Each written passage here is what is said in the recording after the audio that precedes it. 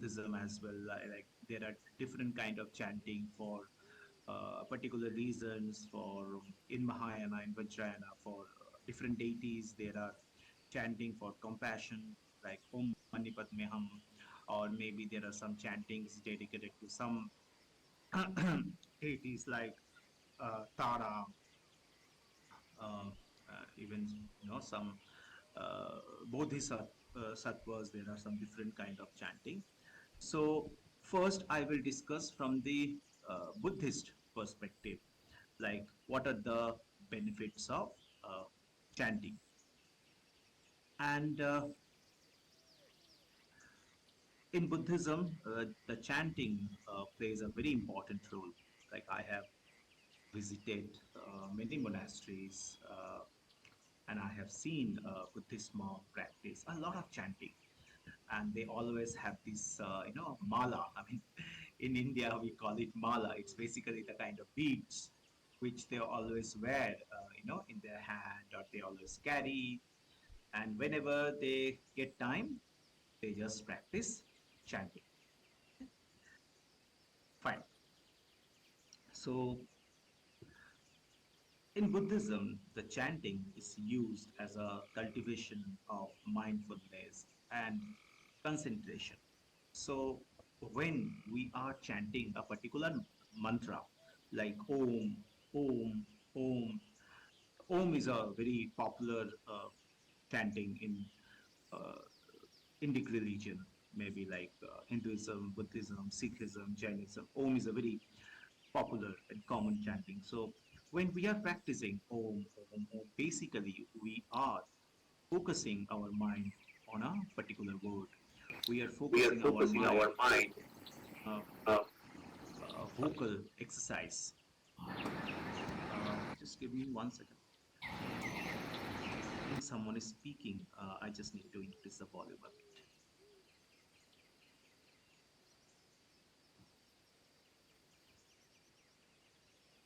Okay, I'm just increasing everyone's volume. So in case someone has any question, I should be able to hear. Okay, great.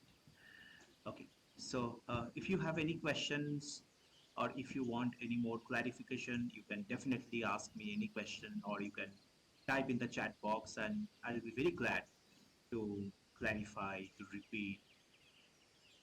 Okay, so what I was discussing, that when we are, chanting, we are basically focusing on a particular word, on a it's a kind of vocal exercise, but it's also a exercise of focus and concentration, because we are trying to confine our attention on our particular words again and again and again. So this is how we can improve our focus and concentration power as well. And chanting also serve as a, you know important tool for developing mindfulness, by keeping them, focused on the present moment. So when we are chanting, we are basically focusing our mind to the present moment, into that particular chanting exercise. So it could be the sound of the chanting, and some people chant in a very silent manner, so they are not focusing directly on the sound of the mantra, but they are focusing on the meaning of the mantra, or they are focusing the meaning of the chant.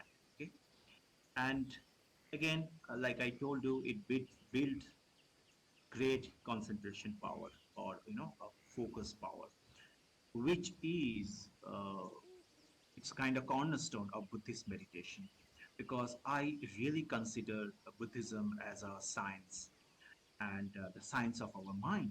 So when the Buddhism, the way, the journey of Buddha, and the way the Buddhism has evolved over the years, it's basically uh, strengthens our mind. It strengthens our resilience. It strengthens our overall, mental well-being. And that is why there are so many parallels between Buddhism and modern neuroscience.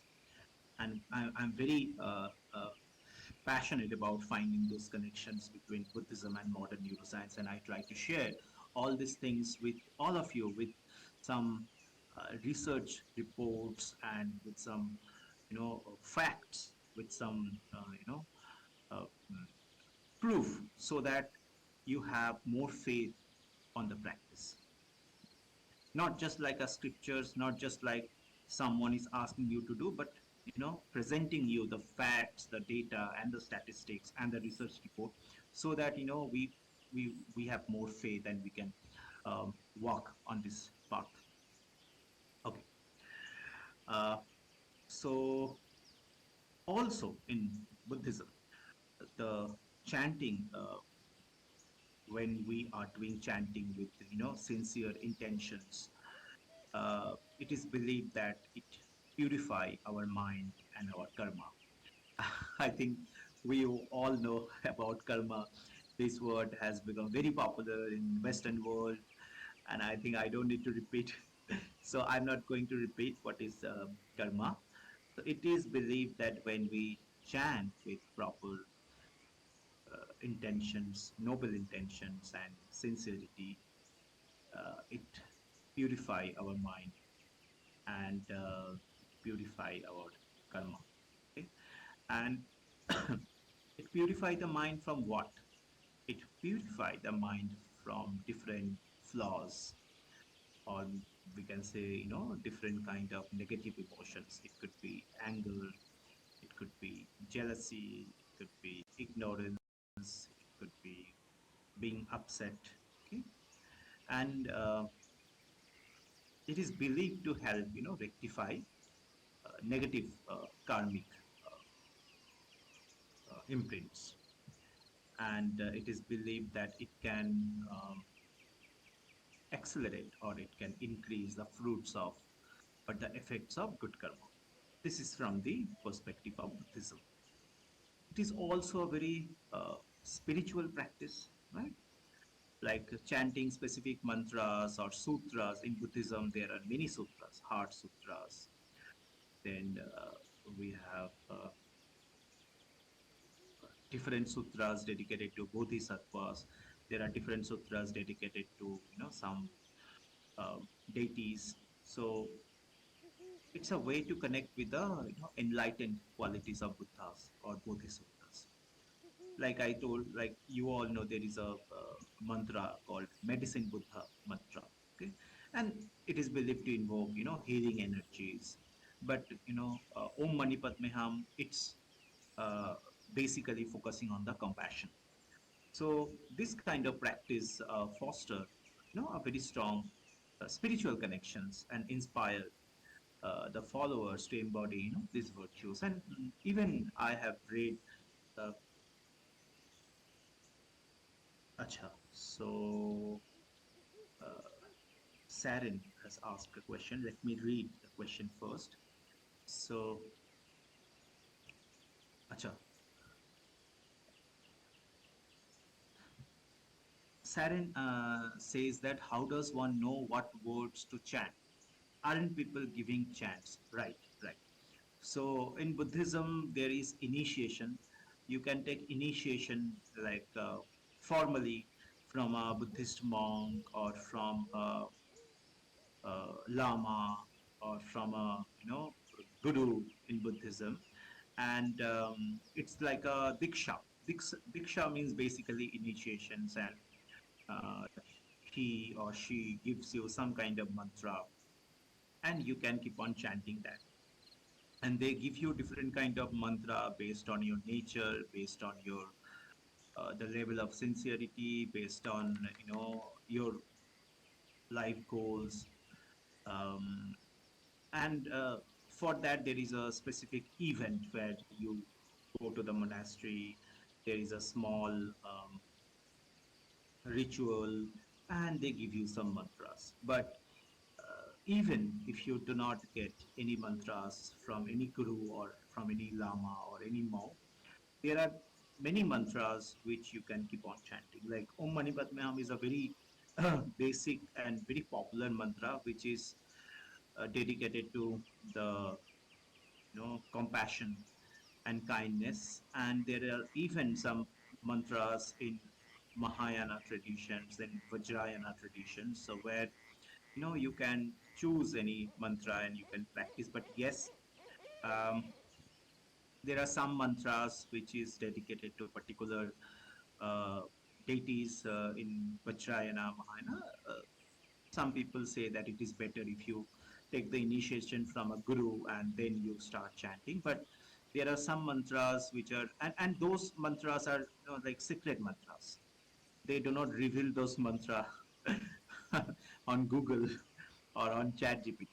So those are secret mantras. But there are many mantras um, which you can find on different Buddhist books, or maybe you can just Google what are the some popular mantras in Buddhism, and you will find many mantras dedicated to bodhisattvas, dedicated to some deities, Tara, Padmasambhava, and you can chant. And that is the beauty of Buddhism.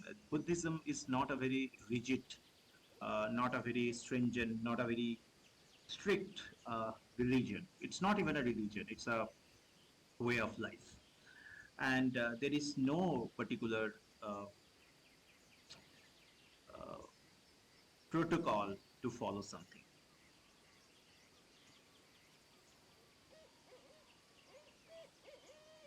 Okay, Astra, Mercedes, right? Mercedes.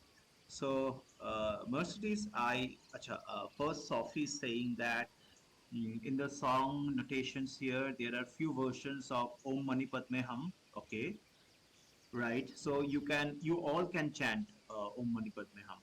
Very, very popular mantra. And Mercedes asks, might I ask you what school do you teach from? Mercedes, I usually do not teach about Buddhism.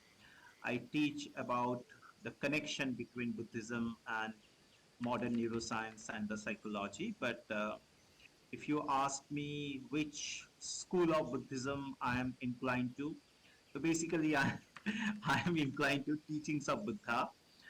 And in my surroundings and the most of the monasteries that I visited, the kind of people I have interacted in real life, the monks and all, they are from Tibetan Buddhism, okay, or Vajrayana tradition. So I have been associated with some people in real life. They are from Tibetan Buddhism, but I uh, try to stick to the scientific part of the Buddhism and not the religious or spiritual part of the Buddhism. Yeah. Okay. Fine. Now, uh, uh, in many Buddhist tradition, they say that chanting helps individual recognize and activate their Buddha nature or their Buddha mind or their Buddha state. Okay, and that is why in many monasteries you will find the monks are chanting 1 hour in the morning and 1 hour in the evening. Okay, because it is believed that it activates their Buddha nature, like the wisdom, the courage, and the compassion within themselves. And it's a gradual process. Okay, uh, it goes beyond the intellectual understanding and leading to the awakening of perceptions and understanding different natures of Buddha. Okay, in some Buddhist schools, it is also believed that chanting with clear intention, sincere heart, and loving and kindness with right action, it is believed to help manifest positive outcomes in life. So we we might get lucky if we chant with a sincere heart, and it is seen as a to equip us with the inner strength and wisdom to overcome any challenges and any difficulties, or to achieve any goals in life. Okay, and here there is one more difference which I will say.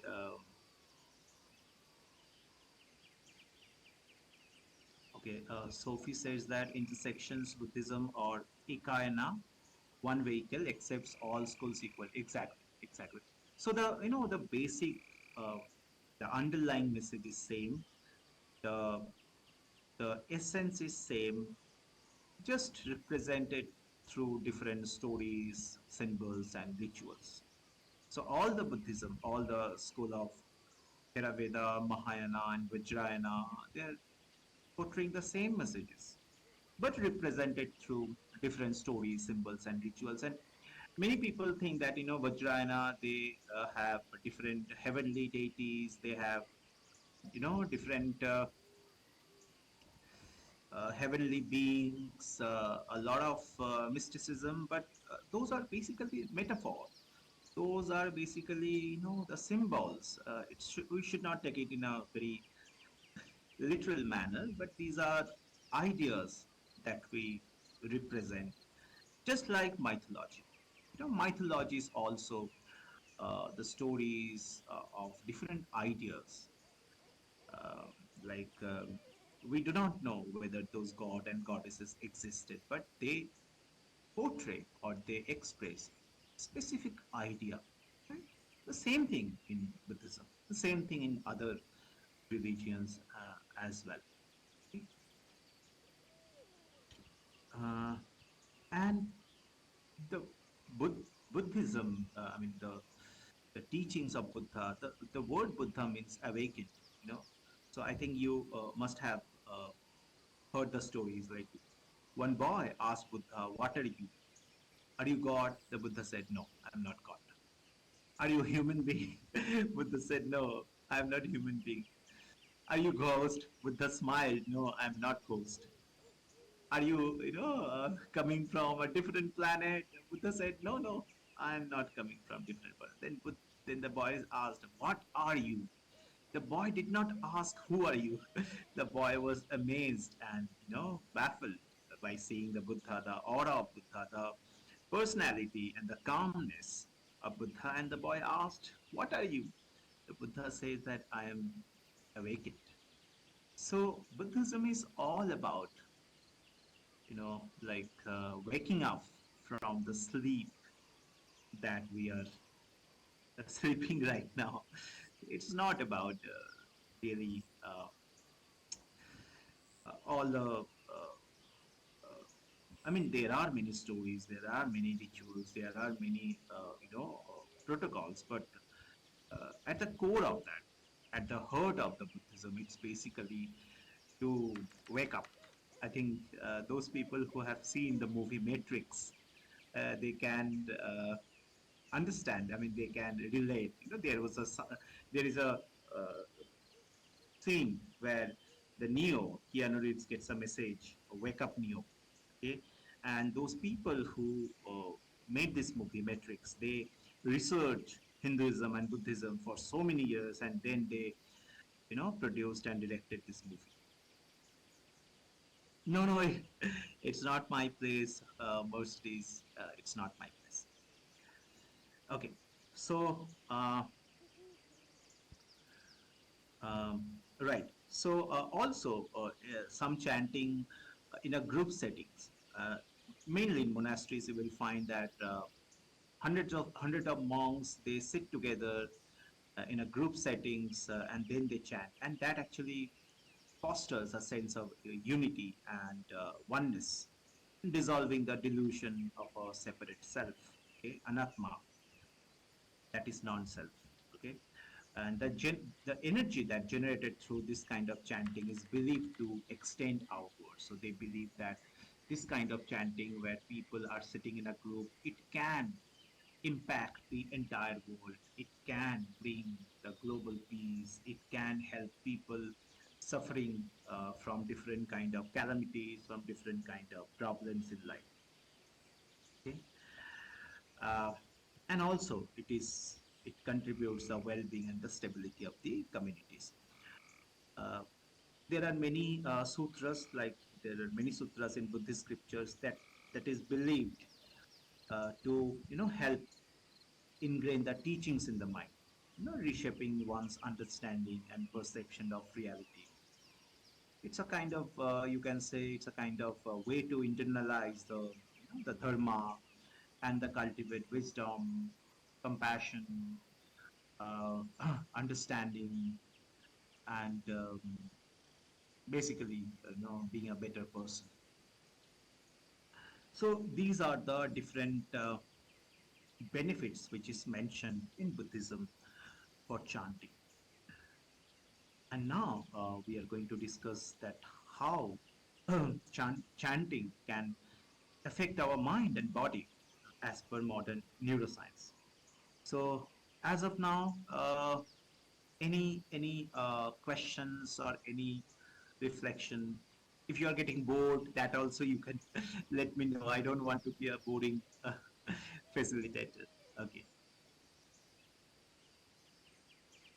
okay. So okay,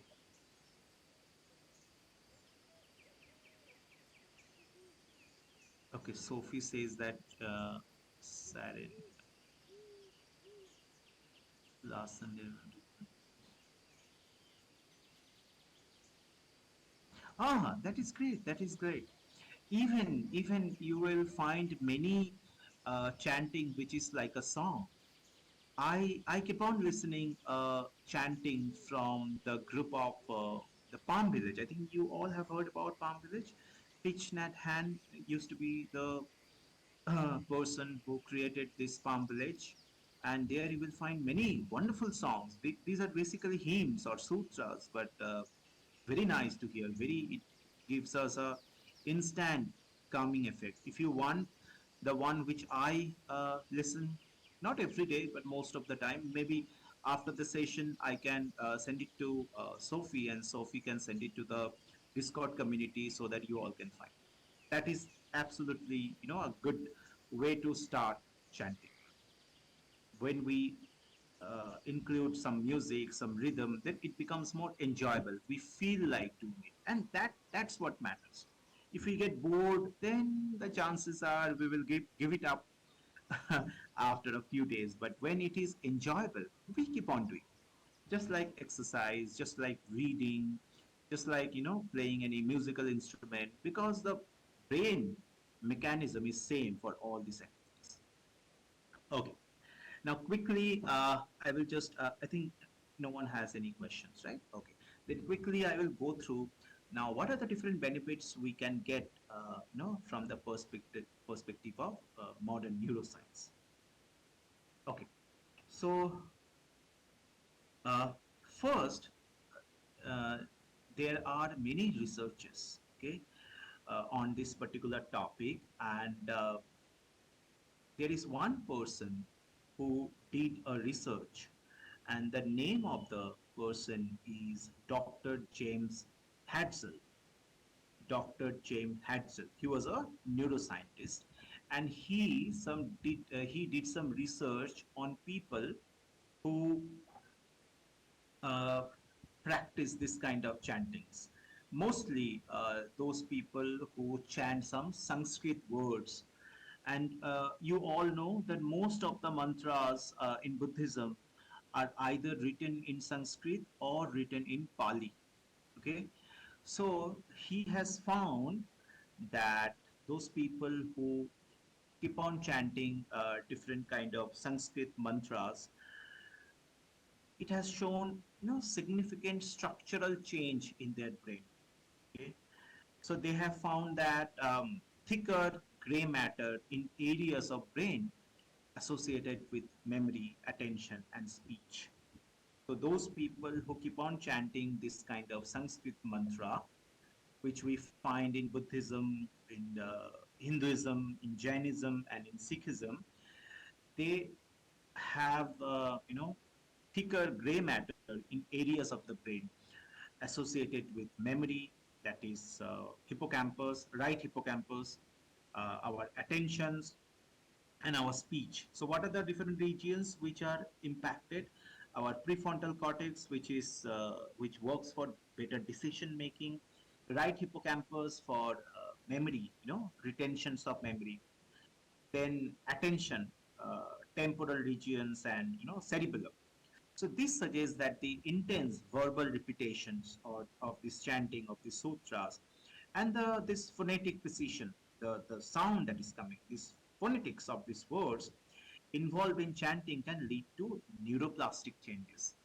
Neuroplastic changes means it helps our brain to grow new neurons, which we call neurogenesis, and it helps our brain build new connection between those neurons, which we call synaptogenesis. Okay, and there has been research. You can Google this person, Dr. James Hudson. Okay, also the research shows that chanting practices are can improve the connectivity between different brain regions.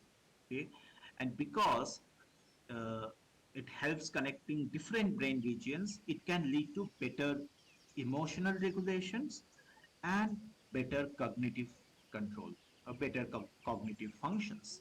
Okay, also through MRI, fMRI, and EEG, these are some sophisticated like brain scans, you can say.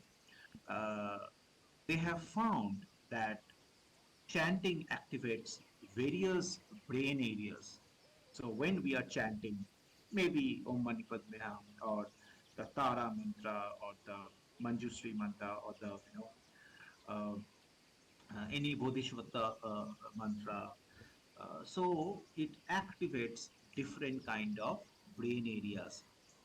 The first brain areas which gets activated is prefrontal cortex, and the prefrontal cortex are is associated with higher order cognitions, executive functions like decisions making, our attention span, and mindfulness.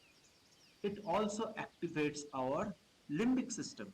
Okay, uh, mostly amygdala and hippocampus. So amygdala is involved in emotional regulations, and hippocampus involved in memory processing and storing memories. Like chanting Om, okay, has been shown to deactivate the amygdala. That means amygdala is the brain's fear center. So when your amygdala is less active, your stress is also less, and you feel relaxed, you feel that you are safe. Okay, because amygdala always signals that you are in danger. Either you have to fight or you have to run away from the situation. That is why amygdala is called amygdala is responsible for fight and flight signals, and it contributes to our less anxiety and less stress. Also temporal lobes in the brain, that also gets activated, and it helps in processing language and auditory perception. Cerebellum also gets activated. It's linked to motor functions or motor coordinations and cognitive processing.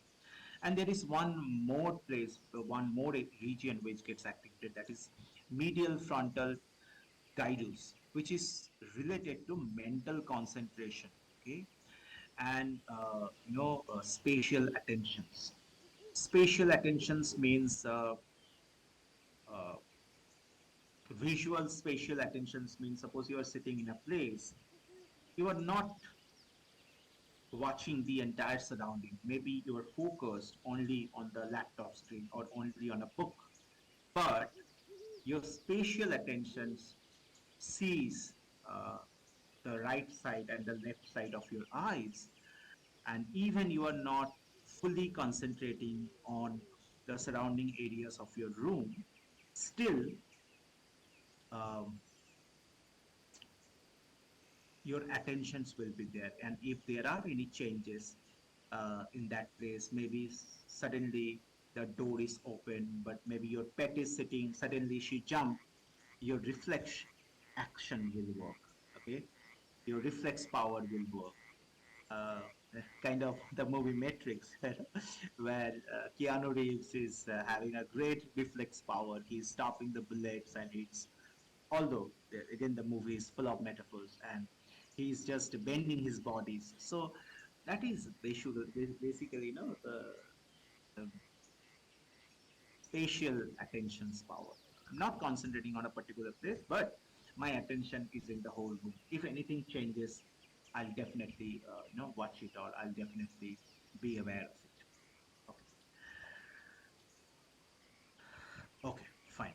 Uh, then it has been found that if we do chanting, there are different brain waves, alpha waves, theta waves. So when we chanting in monotone forms, okay, in the same manner with the same word, it has been consistently linked to an increase in alpha activity, which is basically 8 to 12 hertz, and theta activity, the brainwave activity, that is 4 to 8 hertz. And alpha waves are associated with the relaxation, calms, and clarity. And theta waves are linked to deep relaxation, creativity, and dreamlike states.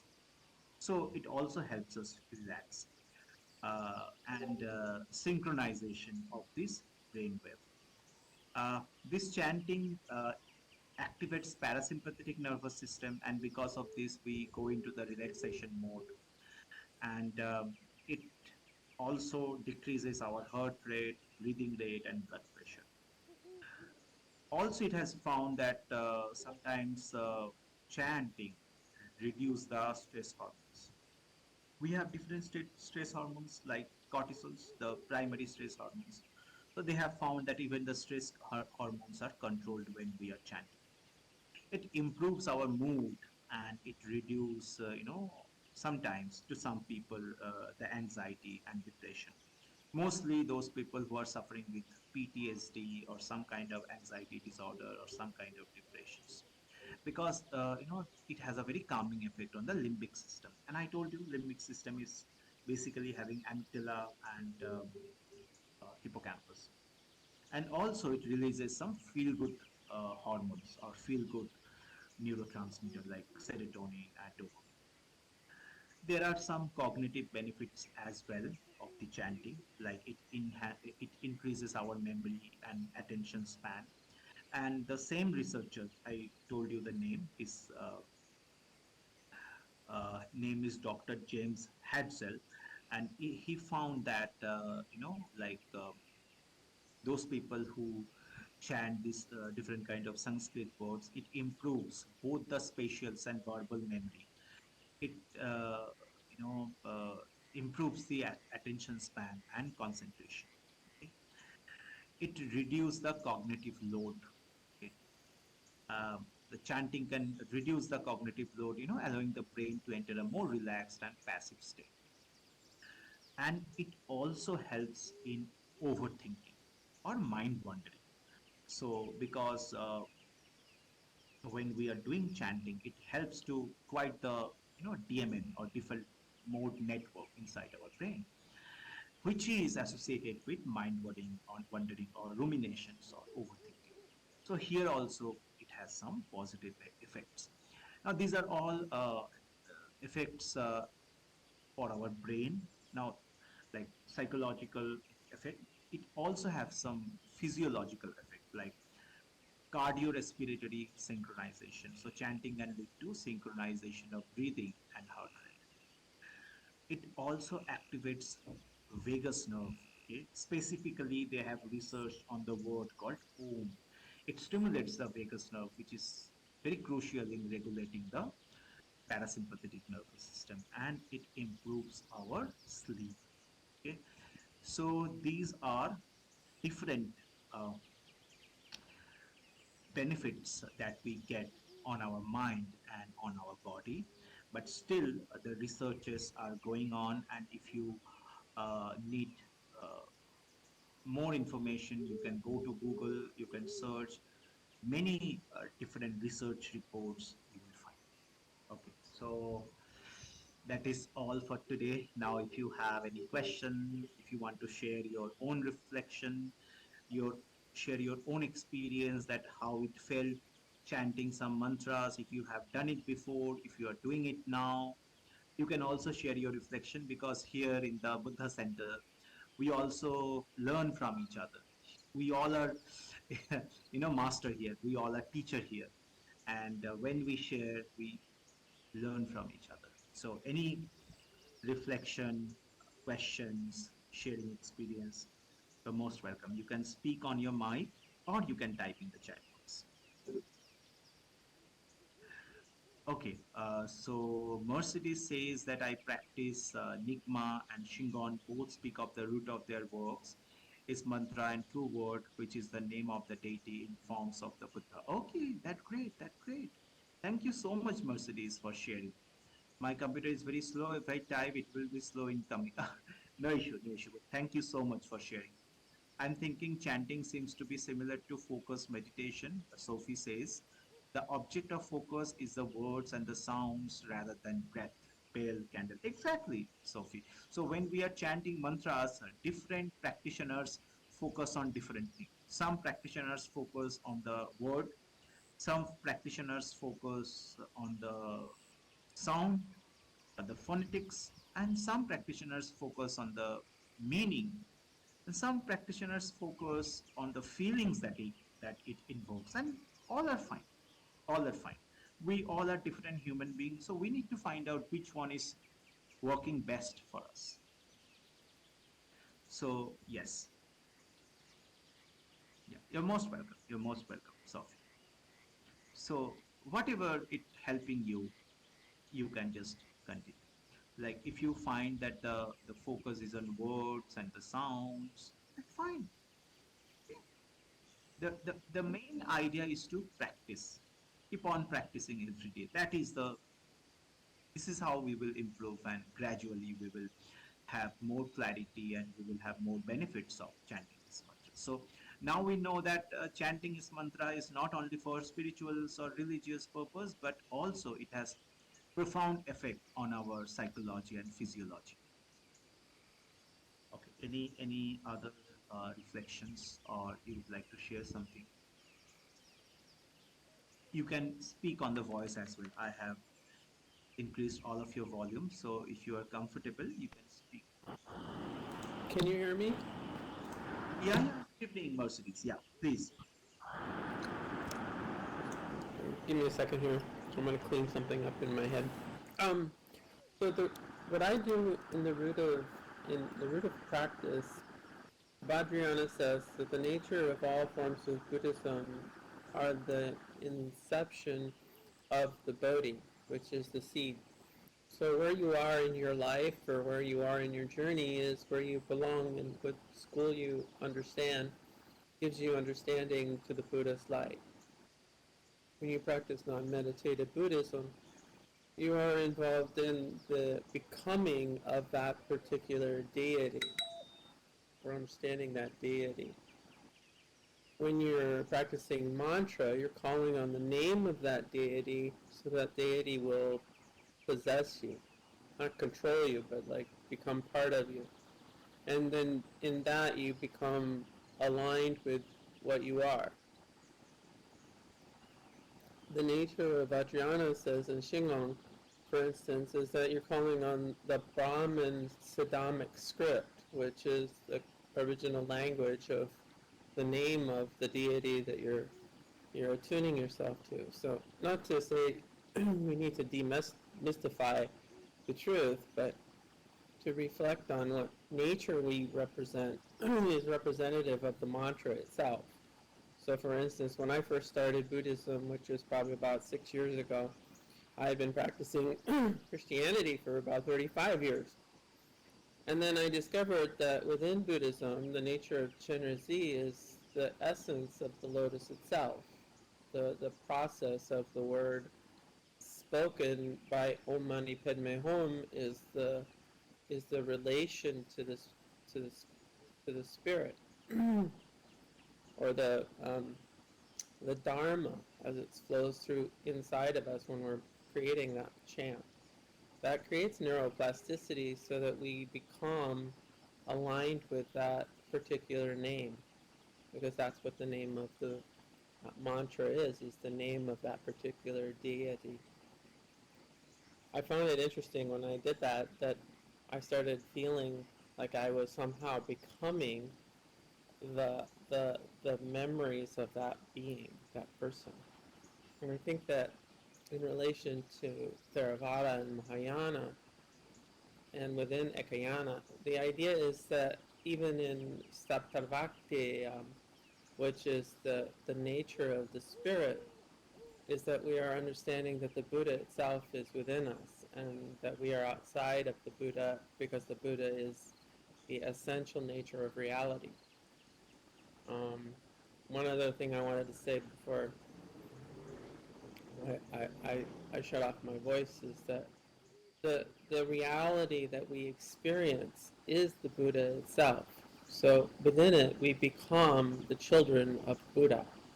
If we take on the seed, there is no doctrine that is false. It is all just the relationship of our mind expressing itself so that we might know who we really are inside on our journey.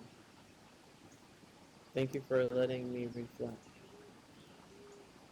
Thank you so much, Mercedes, for your wonderful reflections. I think Mercedes has touched upon so many important points. Like she said that when we are chanting a particular mantra for a particular deities, what we are basically doing, we are, planting some seeds.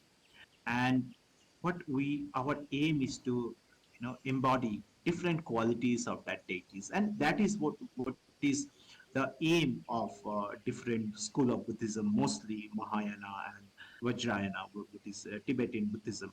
And like it's basically when you are chanting, suppose the mantra of Tara, the compassionate Tara, you are basically embodying the qualities of compassionate Tara. So uh, it was a very nice reflection, Mercedes. We are very grateful for you. And also, Mercedes says that we all are the children of Buddha. Exactly, like it is said that in the eye of the Buddha, we all are Buddha, because Buddha can see that same divine potentials which exist in all of us. So we all are potentially Buddha, and like yes, we can just consider ourselves as a future Buddha, because we all have that potentials. And chanting any chanting any mantras is basically like planting the seed of that consciousness, planting the seed of that quality. And after some time, it becomes, even we mechanically chant some mantras, after some time, the moment we chant any particular word, that feeling, that sense, we invoke, we try to invoke that qualities of that deity.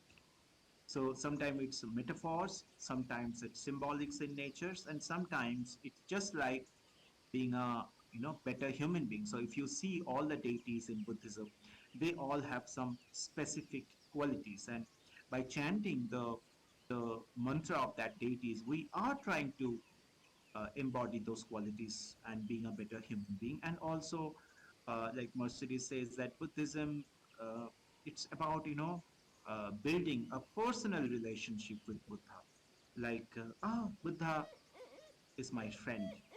Friendship is one of the purest relationship in the world, because it's unconditional in nature. So thank you so much, Mercedes, for touching upon so many points and sharing your own journey about your Buddhism for last 6 years. Thank you. Okay. Anyone else would like to share your experience with chanting mantras? I think Sophie has written something. Thank you for sharing that. It helped me understand those schools better. Okay, great. Thank you. Anyone else who would like to share something? You can even, type in the chat box.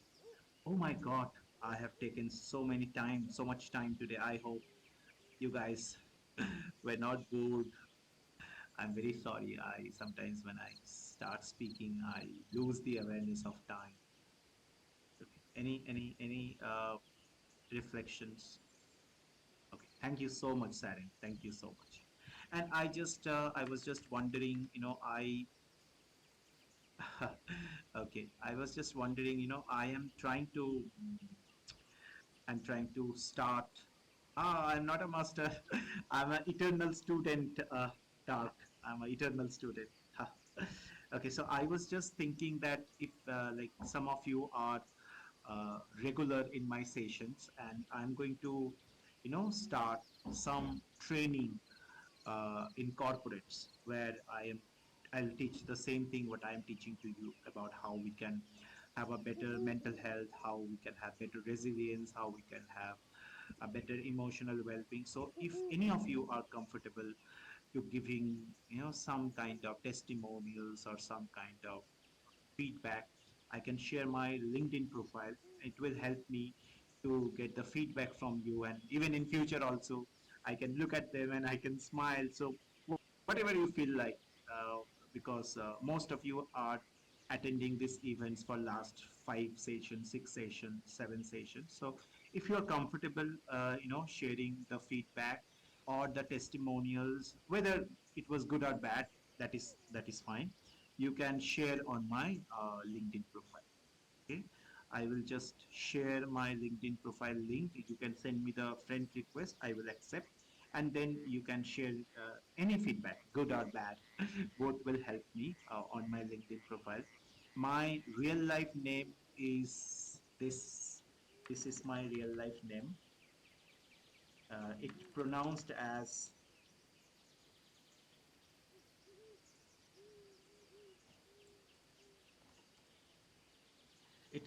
as Shumanto. It's a Sanskrit word. It's a weird Sanskrit word. So in LinkedIn, you will find this particular name. Also, the Bodhi is mentioned.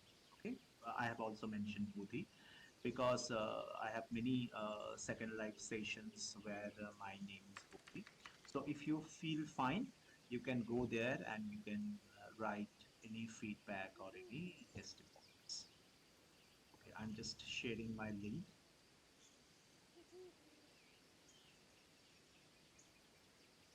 Yes, yes, I'm Indian. Yes, I'm Indian. I was born Hindu, but later I became a Buddhist. Okay, hola, ¿cómo estás? I just know a few words in Spanish, not much.